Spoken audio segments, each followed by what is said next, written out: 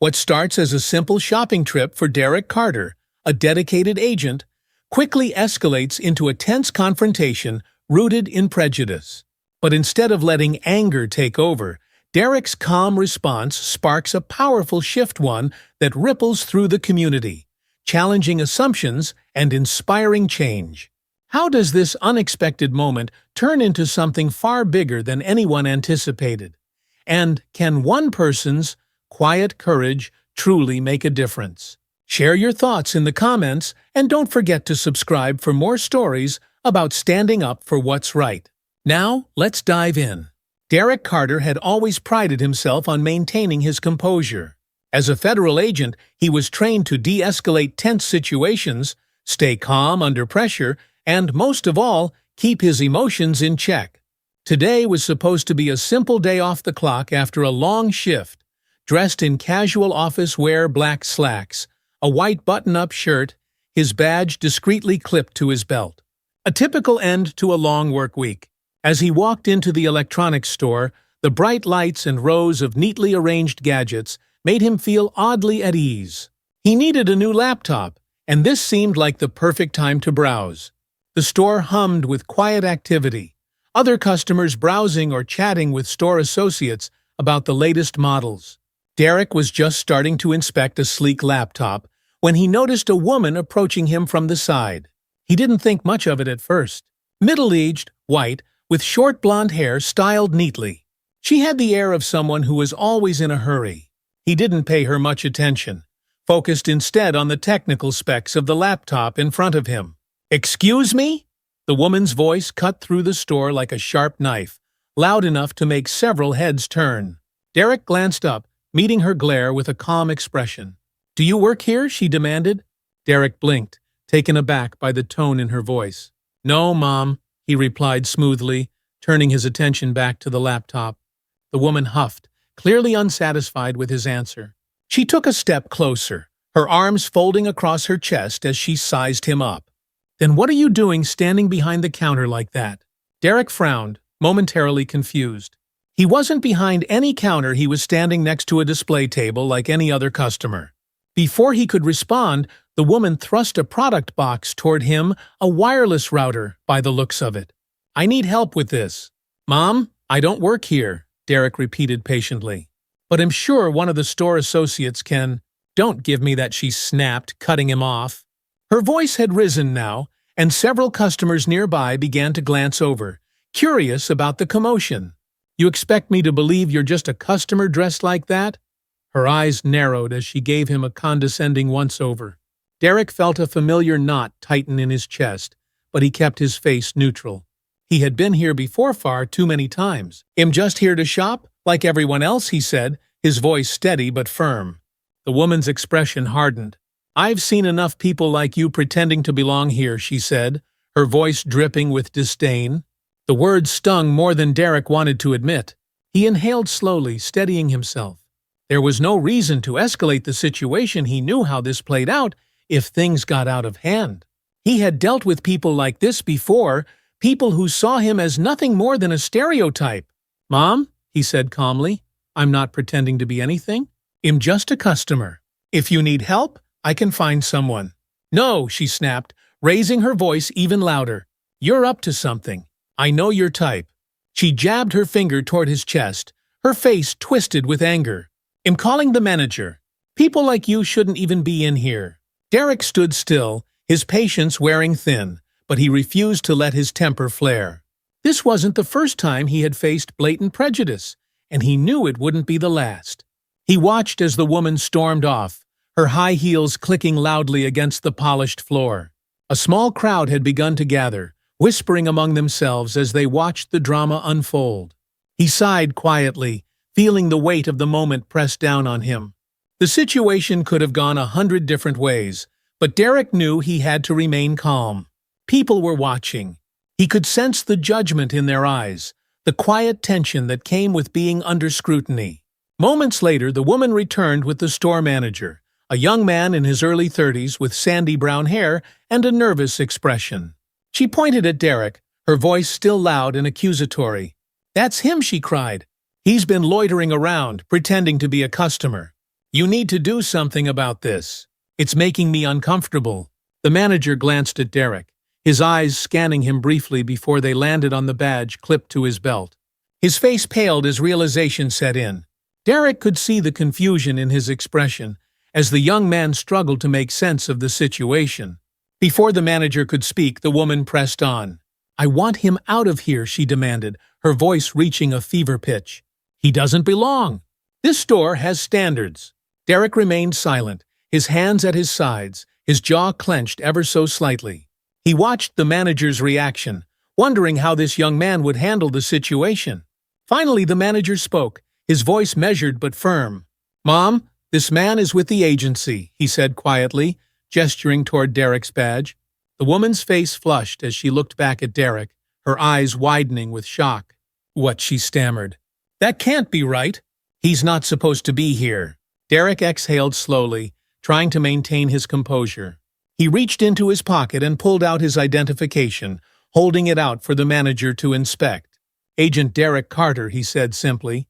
The store manager blinked, taking a step back as the weight of the situation settled in. "Is there a problem, Mom?" Derek asked, his voice low but steady. The woman, now visibly rattled, tried to regain her composure. "Two don't care if he's with the agency," she said, though her tone had lost its edge. "He shouldn't be here." The manager, clearly growing frustrated with her behavior, took a step toward her. "Mom," he said sternly, "I think you should apologize. This man is a respected professional, and there's no reason for this confrontation." The woman's face flushed an even deeper shade of red, her pride refusing to let her back down. She glanced around the store, searching for support, but found only the disapproving stares of the other customers. Her bravado faltered, but she couldn't bring herself to apologize. With an angry huff, she turned on her heel and stormed toward the exit, muttering angrily under her breath. Derek watched her go, a mix of frustration and disappointment swirling inside him. He had dealt with people like her before, and he knew arguing wouldn't have changed her mind. Still, the injustice of it all weighed heavily on him. The store manager turned to Derek, his face flushed with embarrassment. "Agent Carter, I'm really sorry about that," he said, his voice full of regret. "If there's anything we can do." Derek shook his head. "It's fine," he replied quietly. "You handled it the best you could." The manager still looked apologetic, clearly unsure of how to make amends. "Well, if there's anything you need, just let us know. The laptop's on us today, as a way to say sorry." Derek raised an eyebrow. "That's very generous," he said, nodding appreciatively. "Thank you." The tension in the store seemed to dissipate as the other customers began to disperse, murmuring quietly among themselves. Some offered Derek sympathetic nods as they passed, while others simply returned to their shopping as though nothing had happened. Derek let out a long breath, grateful that the situation hadn't escalated further. But just as he was about to leave, something caught his attention. In the corner of the store, a young boy stood with wide eyes, his gaze fixed on Derek. The boy couldn't have been older than 12, and he looked both confused and curious, as though he didn't quite understand what had just happened. The boy's mother, a tall woman with curly brown hair, stood beside him, gently resting a hand on his shoulder. She seemed to notice Derek watching them and offered him a kind, apologetic smile. Derek watched as the boy tugged on his mother's sleeve, his voice low but clear enough for Derek to hear. "Mom?" the boy asked. "Why was that lady so mean to him? He didn't do anything wrong." The mother crouched down, her expression softening as she looked her son in the eyes. "Sometimes," she said, her voice calm but filled with sadness, "people judge others because of how they look, not who they really are. It's wrong, but it happens." The boy frowned, his brow furrowing as he glanced over at Derek. "But he works for the agency. Shouldn't people respect him?" His mother smiled sadly, brushing a lock of hair away from his face. "Yes, they should. But respect isn't always given when it's deserved. That's why it's important for people like us to stand up for what's right when we see things like this happen." Derek felt a wave of emotions wash over him as he overheard their conversation. He hadn't set out that morning to teach any lessons about prejudice or fairness, but there it was, playing out right in front of him, a child, trying to make sense of a world that didn't always make sense. The mother glanced up at Derek, offering him another warm smile. She stood up and nudged her son gently forward. "Go on," she encouraged. "Say hello." The boy hesitated for a moment before slowly making his way over to Derek. His hands were stuffed in his pockets, and he shifted nervously on his feet as he stood in front of the agent. "You're really an agent?" the boy asked, his voice barely a whisper. Derek smiled, kneeling down to meet the boy's eye level. "Yeah, I am," he replied. "It's a tough job sometimes, but it's something I've wanted to do for a long time." The boy's eyes lit up with excitement. "That's so cool," he said, a wide grin spreading across his face. "I want to do something important too, when I grow up." But his voice trailed off as he glanced toward the door where the woman had exited. "What if people don't respect me either?" Derek felt the weight of the boy's words hit him hard. He took a deep breath, thinking carefully about his response. "You know," he said gently, "respect isn't always about what other people think of you. It's about how you carry yourself, how you treat others, and how you stand up for what's right, even when it's hard." The boy nodded slowly, absorbing Derek's words. His mother watched with pride, a soft smile on her lips. "I think you'll do something important," Derek added, his tone reassuring. "And when people see who you really are, they'll respect you for it." The boy beamed, the doubt in his eyes replaced by a newfound confidence. "Thanks, Agent Carter," he said shyly. Derek chuckled. "Call me Derek." With that, the boy turned back to his mother, satisfied, and the two of them returned to their shopping. Derek stood up, watching them walk away, and couldn't help but feel a sense of hope for the future. Even in moments like these, where the ugliness of prejudice reared its head, there were always opportunities for something good to come out of it. As the electronics store's usual hum returned, Derek Carter could still feel the lingering tension from the confrontation. His calm, composed demeanor remained intact, but inside, there was a storm brewing. His years of training had taught him to manage high-pressure situations. This, however, was personal. He didn't want to leave just yet. Something about this experience felt unfinished. There was still a murmur in the store, like everyone was waiting for the next development, for a true conclusion. Before he could collect his thoughts and move on, there was a slight commotion near the front door. Sarah Haynes, the woman who had falsely accused him, had paused by the exit, looking over her shoulder. She hadn't left entirely, and the expression on her face told Derek that she wasn't done either. It wasn't guilt or remorse that held her back. It was the bitter taste of embarrassment. She couldn't leave without saving face, and it was clear from her posture that she wanted to reclaim some sense of superiority. Derek stood still, quietly observing.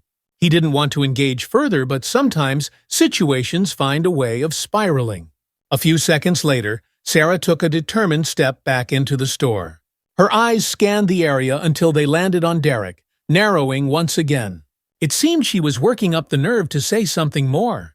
Derek steeled himself for another verbal attack, though he hoped it wouldn't come to that. "Excuse me," she snapped, her voice cutting through the air once more. Several heads turned in her direction, including the store manager, Tom Jenkins, who had been lingering near Derek, unsure of whether to intervene further. Sarah's gaze fixed on Derek as she took a few aggressive steps toward him. "I'm not going to be humiliated in front of all these people because you decided to play some game."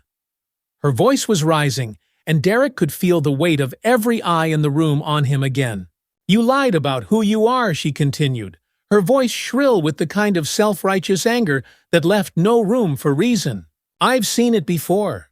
People like you pretending to be." "Mom," it wasn't Derek who interrupted this time. Lisa Turner, the middle-aged black woman who had spoken out earlier, stepped forward from the crowd. Her tone was sharp but controlled. "That's enough." Sarah faltered for a moment, her eyes darting toward Lisa, but she didn't back down. "Excuse me," she sneered. "I said that's enough," Lisa repeated, her voice steady but full of conviction. She crossed her arms and held Sarah's gaze without wavering. "You've done enough damage today. It's time for you to leave." The tension in the store grew thicker, but now it wasn't just directed at Derek. Sarah was the one feeling the pressure from all sides. The customers around them were no longer just passive onlookers. They had become participants in this confrontation, many nodding in silent agreement with Lisa. Derek stood still, watching the scene unfold.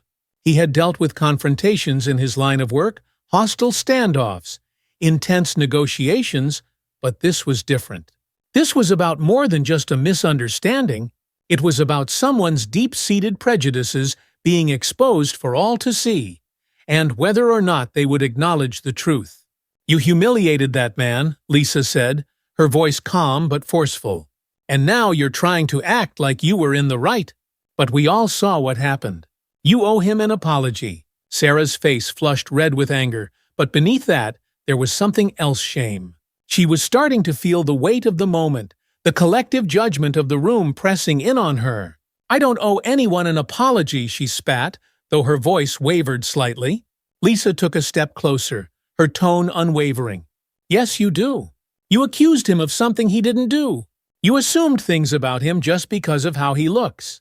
And now that you've been proven wrong, you can't admit it." There was a ripple of agreement through the small crowd that had gathered around them. More customers nodded, some muttering their support for Derek under their breath. Even the store employees, who had been quietly observing from behind the counter, seemed to stand a little straighter, emboldened by Lisa's words. Sarah looked around, her eyes darting from face to face, hoping to find someone who would back her up. But no one came to her defense. Her confidence seemed to crumble a little more with each passing second. Tom Jenkins, the store manager, finally stepped forward again. He had been waiting for the right moment to intervene, and it seemed the time had come. "Mom," he said, his voice firm but professional, "I think it's time for you to leave. We don't tolerate this kind of behavior in our store." Sarah's eyes widened in disbelief. "What you can't do, that I'm a paying customer. And so is everyone else here," Tom replied, his tone even but unyielding. "But you're the only one causing a scene. Please leave the store." For a moment, it looked like Sarah was going to argue further. Her mouth opened and closed as she searched for something to say, but the weight of the situation had finally caught up with her. She glanced one last time at Derek, her expression a mix of fury and defeat, and then stormed toward the exit, muttering angrily to herself as she went. The glass doors slid open with a soft whoosh, and then closed behind her with a final resounding click. The silence in the store lingered for a few moments, thick and heavy, before the quiet hum of conversation returned. People began to move again, returning to their shopping, though many still cast curious glances in Derek's direction. The storm had passed, but its impact was still being felt. Lisa turned to Derek, giving him a nod of respect before walking back toward her cart. "You handled that well," she said as she passed by. Derek gave her a small, grateful smile. "Thanks for stepping in," he replied. "I appreciate it." She waved a hand dismissively. "I've dealt with people like her before. Sometimes they just need to be reminded that they're not the center of the universe." Derek chuckled softly. "I've found that to be true." As Lisa returned to her shopping, another man stepped forward, someone Derek hadn't noticed before. He was tall, with graying hair and glasses, and he wore a casual outfit of jeans and a plain T-shirt. The man gave Derek a small nod. "You handled that better than I would have," he said, his voice low but full of respect. Derek shrugged slightly, his expression thoughtful. "It's not the first time. Probably won't be the last." The man sighed, shaking his head. "Still, it's people like her that make life harder for everyone else.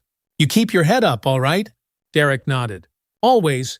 With that, the man gave him a brief, appreciative pat on the shoulder before turning back to his own shopping. As the crowd slowly dispersed, Derek allowed himself a moment to breathe. He hadn't lost his temper, hadn't let the situation spiral out of control, and in the end, that was what mattered most to him. But it still weighed on him, the familiar sting of being judged unfairly, of being treated as less than because of the color of his skin. He had worked hard to get where he was, to earn the respect of his peers, and to serve his community with integrity. Yet moments like this reminded him that to some people, none of that mattered. They would always see him through the lens of their own prejudice. Tom Jenkins approached him once more, his expression still apologetic. "Agent Carter," he began, his voice low, "I can't tell you how sorry I am for what happened. If there's anything we can do to make it right." Derek raised a hand, cutting him off gently. "It's all right," he said, though his tone carried the weight of his exhaustion. "I appreciate the support. But It's not the first time I've dealt with something like this, and it probably won't be the last." The manager still looked sheepish, but there was a sincerity in his eyes. "Well, if you need anything at all, please don't hesitate to ask. The laptop's on us today," as a way of saying sorry. Derek hesitated for a moment, then nodded. "That's very generous of you," he said, his voice softening. "Thank you." Tom handed him the laptop he had been eyeing earlier, and Derek accepted it with a small smile. He could see that the offer wasn't just about making amends. It was about acknowledging the injustice that had just unfolded. The gesture, though small, felt meaningful. As Derek gathered his thoughts and prepared to leave, he caught sight of the young boy from earlier, Ethan, standing near the headphone display with his mother, Emily. The boy's wide eyes were still locked on Derek, a mixture of confusion and admiration in his expression. Derek hesitated for a moment, then walked over to them. Emily noticed him approaching and smiled warmly. "Thank you," she said quietly. "For everything." Derek shook his head. "No need to thank." Derek stood before Emily and her son, Ethan, still processing the raw emotions of the confrontation he had just endured. Ethan, the young boy with wide, curious eyes, had been watching the entire time, absorbing everything. Derek could sense the confusion and curiosity swirling in his gaze. Emily placed a hand gently on her son's shoulder, her smile warm but tinged with the seriousness of the moment. "Thank you," she said softly, meeting Derek's eyes, "for how you handled all of that. My son was watching and, well, it means a lot that he saw someone stand tall in a situation like this." Derek nodded, feeling the weight of what she was saying. In that brief moment, he understood how moments like these, witnessed by young, impressionable eyes, could shape the next generation's understanding of fairness and prejudice. It was a heavy responsibility. Ethan finally spoke, his voice a little timid. "You're really an agent." His eyes flickered between Derek's badge and his face. Derek smiled and crouched down so he could meet Ethan's eyes on his level. "Yeah, I am," he said gently. "It's not always easy, but it's something I've worked hard for." Ethan's face lit up with excitement. "That's so cool. I want to do something important when I grow up, too." Derek's smile deepened. "You can do anything you set your mind to, kid. Being an agent isn't the only way to make a difference, but it's important to do something you believe in." Ethan nodded enthusiastically, but then his face grew more serious, glancing toward the front doors where Sarah had made her dramatic exit. "But why was that lady so mean to you? You didn't do anything wrong." The question hit Derek square in the chest. He had spent years developing the right words for situations like these.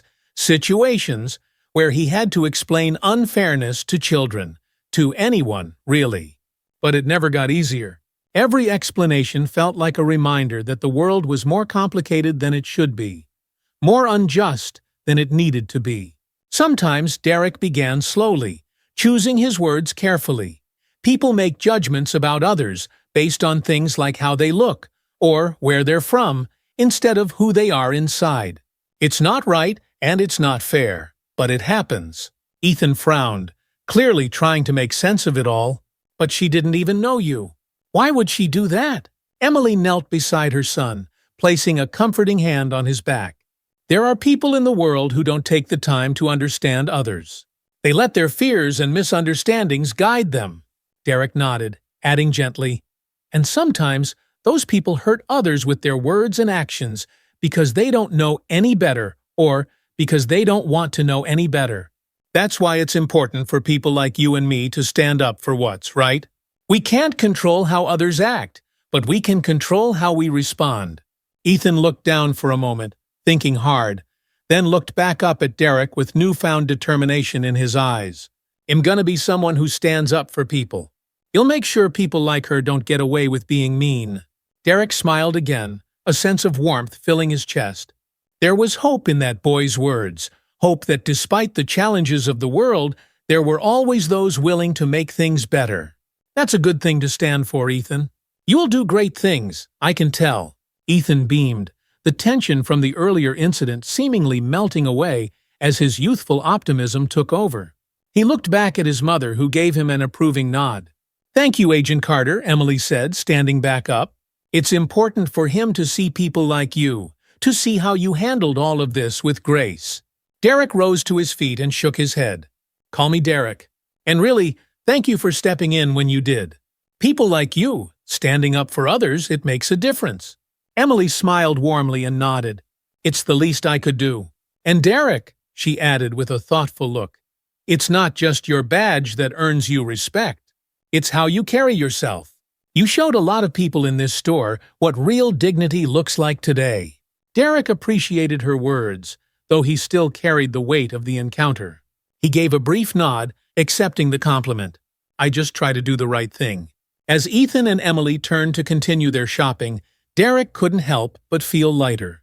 There was something about seeing the innocence of a child, unburdened by the prejudices of the world, that gave him hope.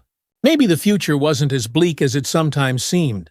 Maybe kids like Ethan would grow up to see people for who they truly were, not for the assumptions society placed upon them.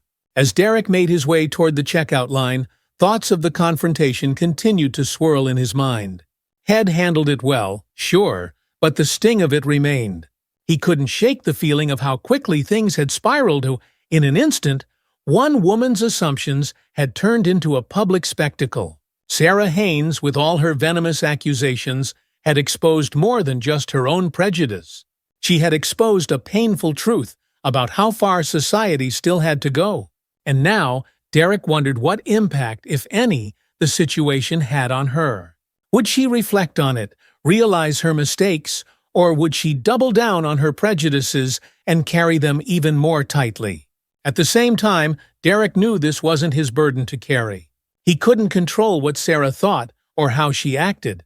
All he could control was how he responded, and today he had chosen calm over anger, dignity over rage.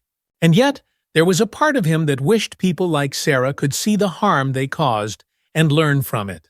As if on cue, Derek caught sight of Sarah lingering outside the store. She was standing by her car, her phone in hand, her face still flushed with a mix of embarrassment and anger. She wasn't speaking on the phone, just holding it as if unsure of what to do next. For a moment, their eyes met through the glass doors. Derek didn't break eye contact. He didn't glare, didn't confront her. He simply looked at her, his face neutral. It wasn't an invitation for more conflict. It was a moment of reflection.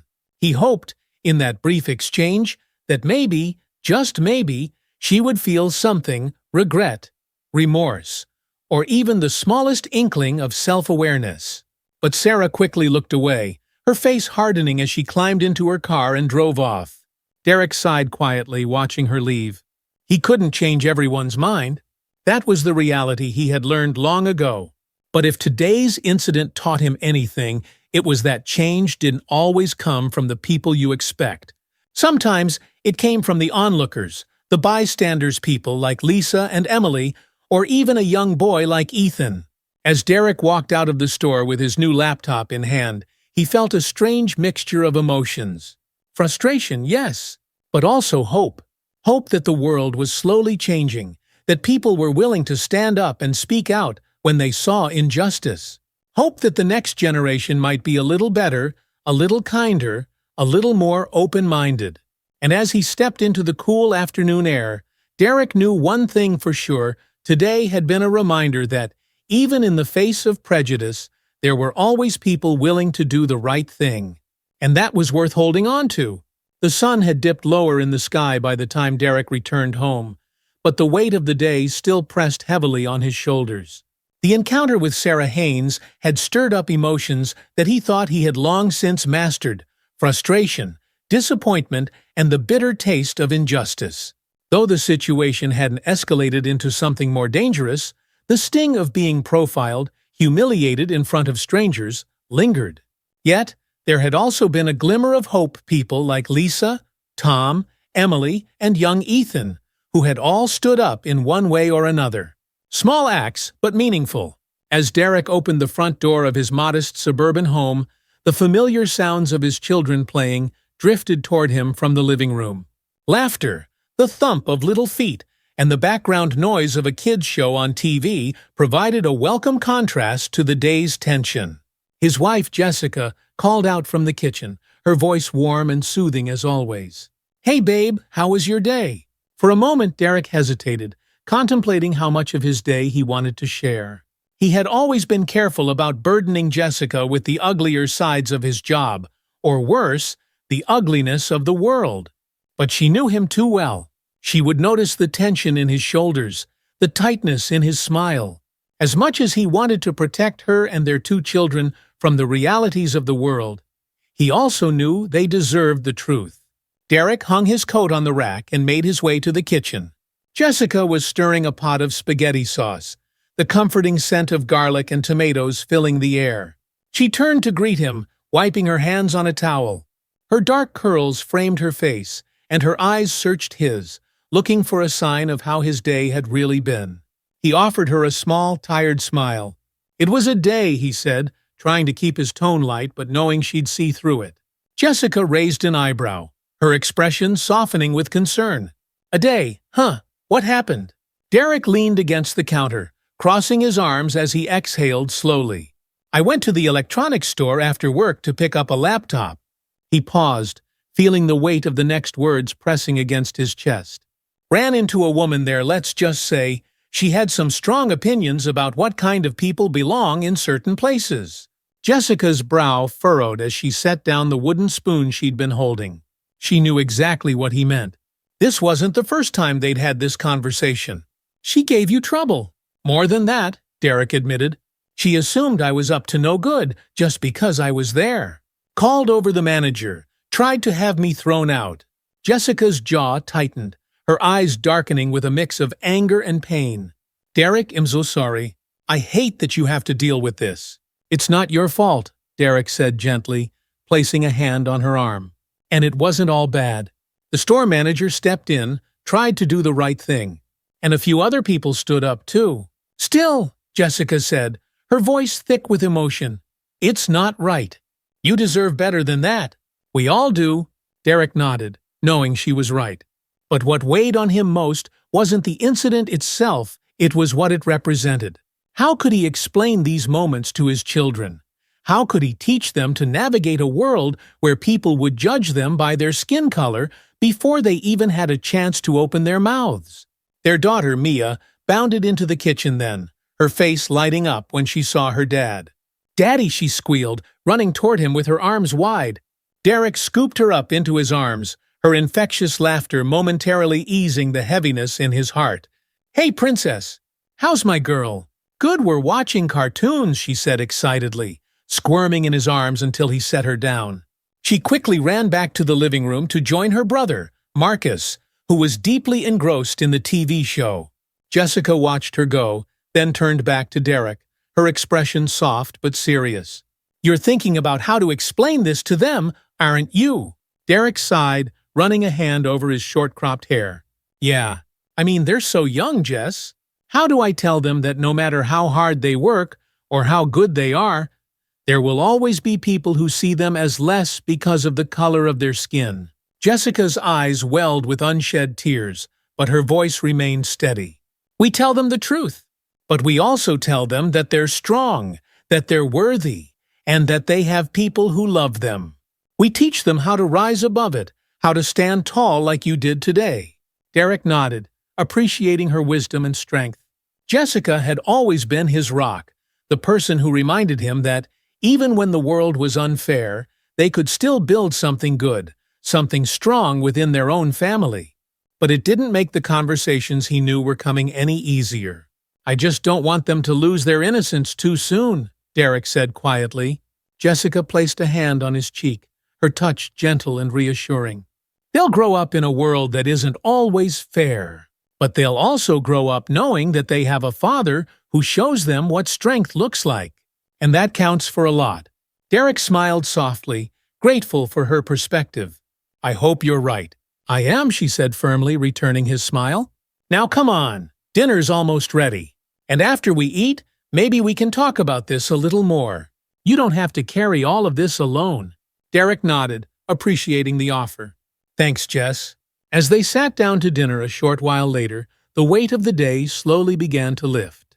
There was something about the warmth of home, the sound of his children's laughter, and Jessica's steady presence that made everything feel a little less heavy. Even when the world outside was unpredictable and sometimes hostile, Derek knew that here, within these walls, there was love and strength. And that gave him hope. The following day, Derek woke up feeling more grounded, though the memories of the previous day lingered in the back of his mind. As he sat at the kitchen table with his coffee, scrolling through his phone, a notification popped up, a message from Tom Jenkins, the store manager from the electronics store. At first, Derek wasn't sure what to expect. Maybe it was a follow-up apology, or maybe just a thank you for not letting things escalate further. But when he opened the message, what he saw caught him off guard. "Hi, Derek. I wanted to reach out and let you know that after yesterday's incident, a few of the staff and I talked. It's clear that we need to have a deeper conversation about unconscious bias and how to handle these kinds of situations in the future. I'd like to invite you to come back to the store and share your perspective with the staff. We want to make sure this never happens again. Tom Jenkins?" Derek read the message twice, surprised but also impressed. He hadn't expected such a proactive response. It wasn't often that people were willing to confront uncomfortable truths, especially not in a public setting.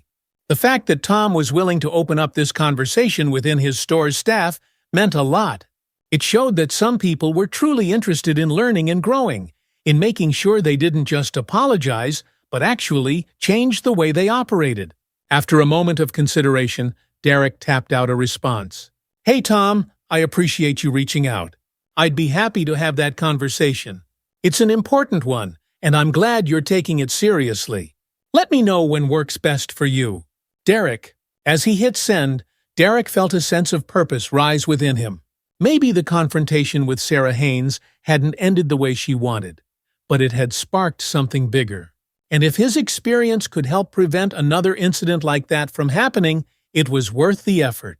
Later that day, Derek received a follow-up message from Tom, suggesting a time for the staff meeting later in the week.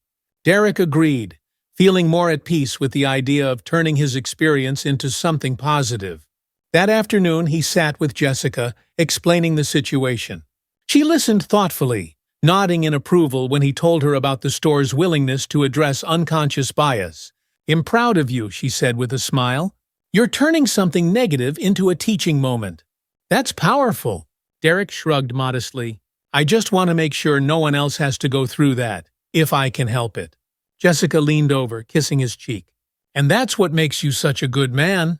The day of the meeting arrived, and Derek found himself back in the same electronics store. But this time, the atmosphere felt different. Tom Jenkins greeted him at the door, shaking his hand firmly. "Thanks again for coming, Derek," Tom said earnestly. "I think this conversation is going to help a lot of people." "I'm glad you're taking this seriously," Derek replied. "It's not always an easy conversation to have, but it's a necessary one." Tom nodded, leading Derek into the back room where the staff had gathered. There were about 15 employees in total, ranging in age and background. Some looked nervous, others curious, but all seemed genuinely interested in what Derek had to say. For the next hour, Derek shared his experience, not just of the incident with Sarah, but of the countless microaggressions and biases he had encountered throughout his career and life. He explained how these moments, big and small, chipped away at a person's dignity, and how important it was for everyone to be aware of their own biases, whether conscious or unconscious. The staff listened intently, and by the time Derek finished, there were several thoughtful questions. Tom even shared his own reflections, admitting that he had never considered how much bias could impact a person's day-to-day life. As Derek left the store that evening, he felt lighter than he had in days. The conversation hadn't fixed everything, of course, but it was a step in the right direction. And sometimes that's all you could ask for. Derek left the store after the staff meeting feeling a weight lift from his shoulders. The conversation had gone better than expected.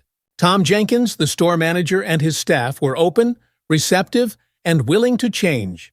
The awareness Derek had brought to them felt like a small but significant victory.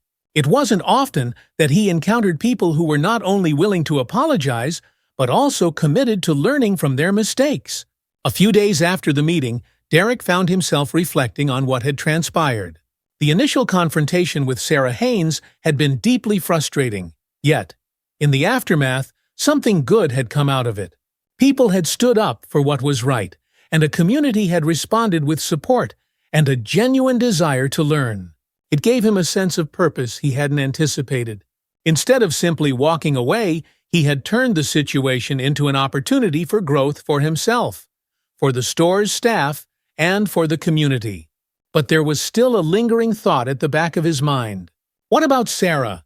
Derek hadn't seen or heard from her since that day in the store. He doubted she'd be reaching out with an apology anytime soon, and that was fine. But he wondered if, in some small way, the confrontation had made her think. Had she walked away with the same prejudice, or had she reflected on her actions? He knew better than to hold out hope for people like her to change overnight. Change, he had learned long ago, didn't happen in an instant. It was slow, incremental, and sometimes painful. But Derek believed that if enough people stood up and did the right thing, those who resisted change would eventually be forced to confront their own biases. It was a lesson he wanted to pass on to his children. He hadn't yet sat down with Mia and Marcus to talk about what had happened, but he knew the time was coming. They were young, but they were smart. They would eventually notice how the world treated their father differently, and he wanted to be the one to explain it to them. That night, after dinner, Derek gathered his family in the living room. Mia and Marcus were curled up on the couch, still full of energy, while Jessica sat beside them, watching her husband carefully. She knew this conversation was coming. Derek took a deep breath and sat down across from them. He smiled at his kids, wanting to keep the mood light, but knowing the subject was serious. "So kids," he began, "I want to talk to you about something important." Mia, always the more curious of the two, perked up immediately. "What's it about, Daddy?" Derek glanced at Jessica, who gave him an encouraging nod. "Well, it's about something that happened to me the other day. I was at a store, and someone treated me unfairly." Marcus, who had been distracted by a toy in his lap, looked up, his young face scrunched with confusion. "Why, Daddy, what did you do?" "I didn't do anything wrong," Derek said gently, meeting Marcus' gaze. "Sometimes people treat others unfairly because of how they look, or because they don't understand them. That's what happened to me." Mia frowned. "That's not fair. Did you tell them to stop?" "I stayed calm," Derek explained. "But other people saw what was happening, and they stood up for me. They told the person she was wrong." That's what's important, Mia and Marcus. When we see someone being treated unfairly, we need to stand up for what's right. Marcus looked confused for a moment, but Mia, with her bright, wide eyes, seemed to grasp the deeper meaning. "So, we should help people if they're being treated bad." "That's right," Derek said with a smile. "Even if it's hard, even if it's uncomfortable. Standing up for others is one of the most important things we can do." Jessica, who had been listening quietly, added softly, "And you know what, Daddy did the right thing by staying calm and handling the situation with kindness. That's how we show people who we really are." Mia nodded, absorbing her parents' words. Marcus, still a little young to fully understand, just smiled and gave a big thumbs up. "Okay, Daddy'll stand up for people." Derek chuckled and ruffled Marcus' hair. "That's my boy." The conversation left Derek feeling both relieved and hopeful. He knew that Mia and Marcus wouldn't fully grasp the complexities of racism and prejudice until they were older, but these early lessons would stay with them.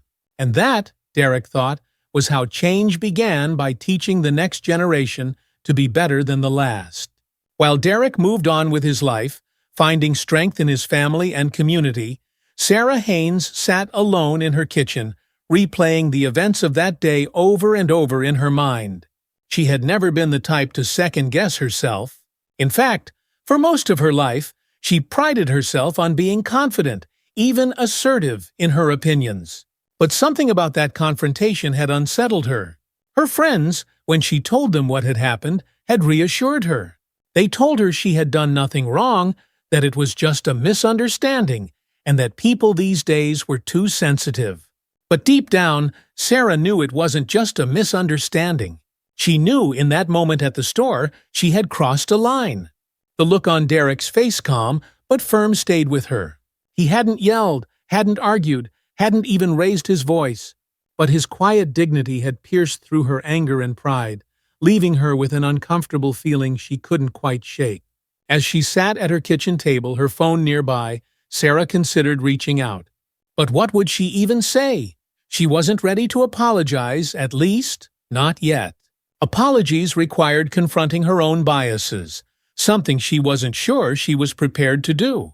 Instead, she opened her laptop and began to search. She typed in the phrase that had been echoing in her mind. Why do people assume the worst about others? The results that popped up weren't what she expected. Article after article about unconscious bias, racism, and prejudice filled her screen. Sarah hesitated, her fingers hovering over the mouse. Part of her wanted to close the laptop and forget the whole thing. But another part of her, a quieter, more curious part, wanted to understand. She clicked on an article titled, "Understanding Implicit Bias: Why Good People Sometimes Do Harm." As Sarah read through the article, she felt a mix of emotions: guilt, defensiveness, but also recognition. The article explained how unconscious biases, formed by societal norms and stereotypes, could lead even well-meaning people to make harmful assumptions about others. It described how people often acted on these biases without even realizing it, and how confronting them required humility and self-reflection. By the time Sarah finished reading, her hands were trembling slightly. She didn't want to believe that she could be one of those people, someone who acted on bias without realizing it. But the truth was there, staring back at her from the screen. She sat back in her chair, her mind racing. For the first time in a long time, Sarah felt uncertain. She wasn't sure what to do next, or how to make things right. But she did know one thing: pretending nothing had happened wasn't going to help. Change, as uncomfortable as it was, needed to start with her. For now, that realization was enough. A week had passed since Derek's talk with the store employees, and life had settled into its familiar rhythm. He and Jessica spent their evenings catching up on the day's events, while Mia and Marcus filled their home with laughter and energy. There was something comforting about the routine of family life, especially after the emotional intensity of the past few weeks. But Derek wasn't done with his mission to make a difference. The response from the community, from people like Tom, Lisa, and Emily, had reminded him of how much good there was in the world, even in the face of prejudice. And it gave him a renewed sense of purpose. One evening, after tucking the kids into bed, Derek sat down at the kitchen table with his laptop. He had been thinking about writing something, a blog post, maybe, or an article. He wanted to share his experience and the lessons he had learned, not just for himself, but for others who might be going through something similar. As he typed, the words flowed naturally. He wrote about the importance of standing up for what's right, of staying calm in the face of ignorance, and of turning difficult moments into opportunities for growth. He shared the story of his confrontation with Sarah, but more importantly, he shared the story of how the community had come together afterward, how people like Tom and Lisa had chosen to act with empathy and kindness. By the time Derek finished writing, he felt lighter. He wasn't sure if anyone would read his words, but that didn't matter. What mattered was that he had found a way to take something painful and turn it into something hopeful. And that, Derek thought, was the best outcome he could ask for. He leaned back in his chair, glancing at Jessica, who was reading on the couch. She looked up and smiled at him, her eyes full of warmth and pride. "Feeling better?" she asked. Derek nodded, a small smile tugging at his lips. "Yeah, I think I am." Derek sat at the kitchen table, feeling a sense of closure as he finished typing his blog post. The catharsis of putting his thoughts into words, of sharing the journey he had been on, brought a peace that had eluded him over the last few weeks. The experience with Sarah Haynes had challenged his patience, tested his dignity, but it had also reaffirmed something powerful, that even in the face of prejudice, there were people who cared, who would stand up for what was right. And that mattered. His phone buzzed on the table, breaking his moment of reflection. It was a text from Tom Jenkins, the store manager, following up on the discussion they'd had during the meeting with his staff. "Tom? Hey, Derek. Just wanted to let you know the staff has been talking a lot since your visit. We've even had customers ask about diversity training after hearing what happened. Thanks again for coming by, it really made an impact." Derek smiled, feeling a renewed sense of accomplishment. He had hoped that his visit would spark conversations, but he hadn't expected it to resonate so deeply with the employees and even customers. Derek? I'm glad to hear that, Tom. It was a good conversation. If you ever need more support on that front, let me know. Happy to help however I can. Tom's quick reply made Derek smile again. Tom? Will do. Thanks again, Derek. You're making a bigger difference than you know. Derek set the phone down and leaned back in his chair, thinking about Tom's words. This wasn't about one conversation or even one incident. It was about the long game, the idea that every little moment of education, every time someone stood up to prejudice, chipped away at the larger problem. Progress wasn't always easy to see, but it was there, building up slowly, layer by layer. Jessica entered the room, her soft steps drawing his attention. She smiled as she noticed the calm look on his face. Something good happened, she asked, sitting across from him at the table. Derek nodded, reaching across to take her hand. Yeah, Tom just texted me. It sounds like the store is really taking everything to heart. He said customers have even started asking about diversity training.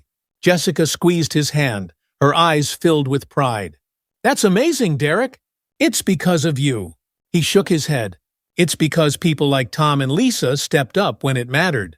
I was just the one who had to deal with the situation. And you handled it with grace, Jessica added, her voice firm. Don't sell yourself short. Not everyone would have handled it the way you did.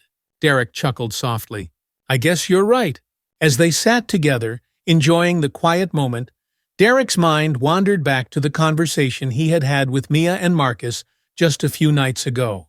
Explaining the world's unfairness to them had been difficult, but necessary. He could see in their young eyes that they hadn't fully grasped the complexities, but that was okay. They didn't need to understand everything yet. What mattered was that they knew the importance of standing up for others and staying strong in the face of adversity. Jessica interrupted his thoughts with a playful smile. You know, she began, her tone light, I was thinking, maybe you should do more of this. The blog, I mean. Derek raised an eyebrow. What, like writing? Yeah, Jessica said, her eyes twinkling. You have a way of telling stories, Derek. You could reach a lot of people. Share your experiences. Help more people understand what it's like to face these kinds of situations. Derek hadn't really considered it, but as Jessica's words sank in, he found himself warming to the idea. Writing the blog post had been therapeutic, but it had also felt like something more like a way to educate, to connect, to inspire others. If his experience could make even one person stop and reconsider their biases, it would be worth it. I don't know, he said with a half-smile. I'm not sure I'm much of a writer. Jessica laughed softly. You don't have to be a professional. Just be you. People will connect with that.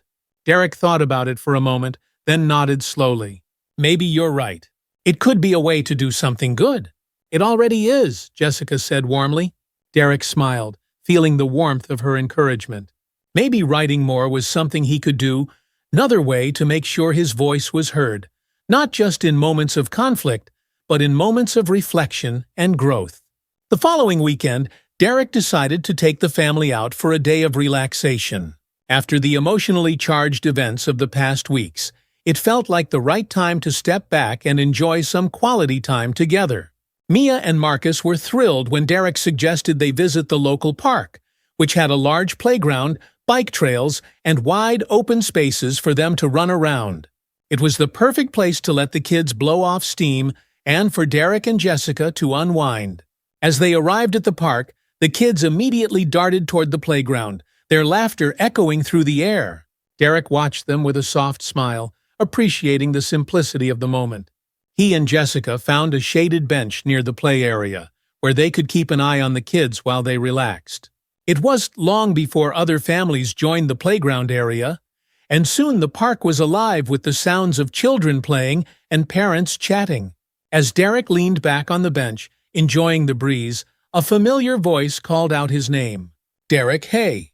He looked up and saw Lisa Turner, the woman who had stood up for him during the incident at the electronics store, walking toward him with a big smile. She was holding the hand of a young boy who looked about the same age as Mia. Derek stood up to greet her, smiling warmly. "Lisa," he said, shaking her hand. "Good to see you." "Good to see you too," Lisa replied. She gestured toward the boy at her side. "This is my son, Jaden." Jaden waved shyly, and Derek smiled down at him. "Nice to meet you, Jaden." Lisa and Derek chatted for a few minutes, catching up on life and how things had been since the store incident. She mentioned how proud she was of the way things had unfolded after that day, especially with Tom taking initiative and the staff discussing unconscious bias. "I didn't expect the store to respond the way they did," Lisa admitted, "but I'm glad they did. You handled it so well, Derek. It inspired me to speak up more when I see something wrong." Derek smiled, feeling a sense of camaraderie with Lisa.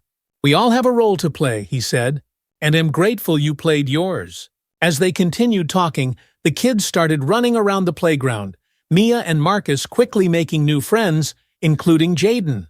The sight of them playing together, free of worry, brought a smile to Derek's face. In moments like these, the world seemed simpler, purer.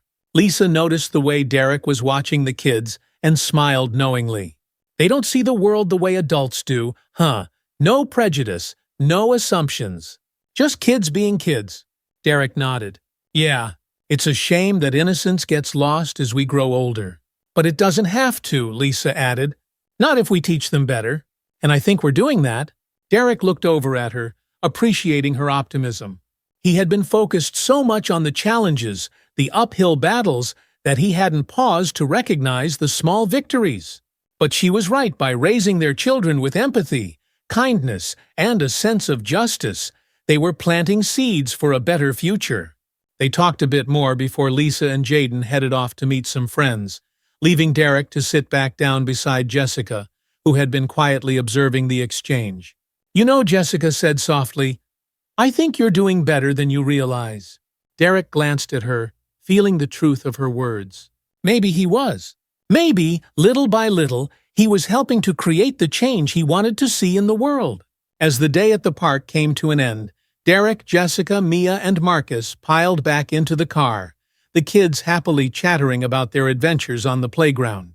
Derek smiled as he listened to them, feeling a sense of peace settle over him. The past few weeks had been full of challenges, but they had also been full of growth both for Derek personally and for those around him. He had faced prejudice, yes, but he had also witnessed the strength of community, the power of people standing up for what was right. As he drove home, Derek's thoughts drifted back to the conversation he had had with Jessica about writing more. Maybe there was something to it. Maybe sharing his stories, his experiences, could help others see the world differently, could open their eyes to the quiet struggles that so many people faced every day. He didn't have all the answers, and he knew there was still so much work to be done. But for the first time in a long time, Derek felt hopeful. He had his family, his community, and the strength of knowing that even in small ways, he was making a difference. And sometimes, that was all it took to create a brighter future. As they pulled into their driveway, Derek glanced at Jessica, who smiled back at him with the same warmth and encouragement she had always given. Together, they were raising a family rooted in love and resilience, a family that would, he hoped, grow up to make the world a little bit better. Derek took a deep breath, feeling the cool evening air as they stepped out of the car. The future stretched out before him, full of possibility. The following week, life had returned to a comforting rhythm for Derek and his family.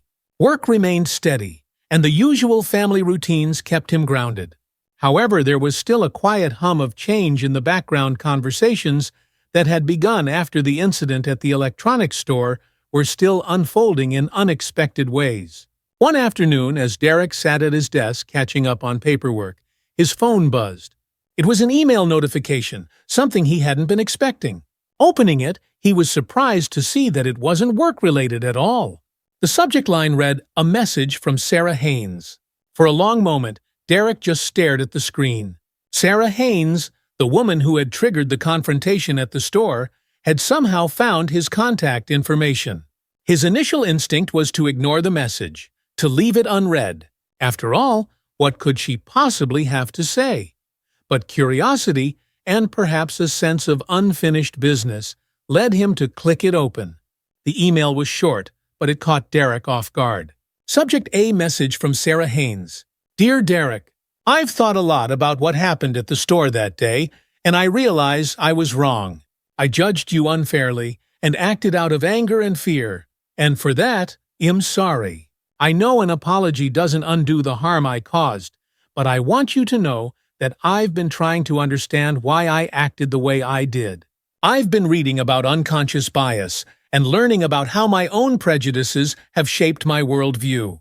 I know you have no reason to forgive me, but I wanted to apologize and let you know that I'm trying to be better. Sarah Haynes. Derek sat back in his chair, his mind reeling from the unexpected apology. It wasn't what he'd anticipated. In fact, he hadn't anticipated anything from Sarah at all. He had written her off as another person who would remain stuck in their ways, unwilling to reflect or change. But here it was, an acknowledgement of her wrongs, and perhaps more importantly, a willingness to learn. He exhaled deeply, staring at the words on the screen. Forgiveness wasn't something that came easily, especially when you'd been wronged as deeply as he had. Yet, Derek knew that forgiveness wasn't about the other person. It was about letting go of the weight they'd placed on you. After a long moment of consideration, he typed a brief response. Subject Re a message from Sarah Haynes. Dear Sarah, thank you for your message. It's not easy to reflect on ourselves, especially when it comes to our biases. I appreciate your apology and the steps you're taking to understand your actions. It's a process for all of us. Best, Derek Carter. After sending the message, Derek felt a sense of relief. He didn't expect a long, ongoing correspondence with Sarah, nor did he need one. What mattered was that she had reached a place of self-awareness, and maybe, just maybe, that awareness would extend beyond her interactions with him. Derek leaned back, his fingers interlaced behind his head, as he reflected on how the entire situation had evolved. From the heated confrontation in the store to this apology, a moment of understanding was more than he had expected, and it gave him hope that even the people who seemed the most unlikely to change could learn, could grow, given the right circumstances. He turned off his phone and smiled faintly, feeling that this chapter of his life had finally reached its resolution. A few weeks later, Derek found himself speaking to a group of students at a local community center. Tom Jenkins, ever the proactive store manager, had reached out to Derek again, this time with an offer to collaborate on a broader conversation about prejudice and empathy within the community. Tom had been organizing an outreach program for young people, focusing on building bridges between different communities and fostering understanding. The idea had resonated with Derek. He had always believed that real change started with the younger generation, and this was an opportunity to make that change happen at a grassroots level. Standing at the front of the room, Derek surveyed the group of students. They were a diverse mix, some barely teenagers, others in their early 20s, but all of them looked eager to hear what he had to say. Jessica had come with him for support, sitting toward the back of the room, her presence a comforting anchor as always. Derek cleared his throat and began. We all come from different backgrounds, different experiences, and sometimes those differences can make us feel like we don't understand each other. But the truth is, understanding starts with listening and being open to seeing the world from someone else's point of view. The students listened attentively as Derek recounted his story, not just the incident at the store, but his broader experience of living in a world where he was often judged before he was known. He didn't sugarcoat the challenges, but he also focused on the positive moments, the people who had stood up for him, the small victories that had led to real change. The thing about bias, Derek continued, is that sometimes we don't even realize we have it. It's like a lens that colors how we see the world, and it takes real effort to recognize that lens and adjust it. One student, a young woman with curly hair and a thoughtful expression, raised her hand. How do we do that? How do we start recognizing our own biases? Derek smiled, grateful for the question. It starts with being honest with yourself. Acknowledge that no one is perfect, that we all have blind spots. Then, be open to learning. Talk to people who come from different backgrounds. Listen to their experiences. And when you see something that's wrong, stand up, Speak out.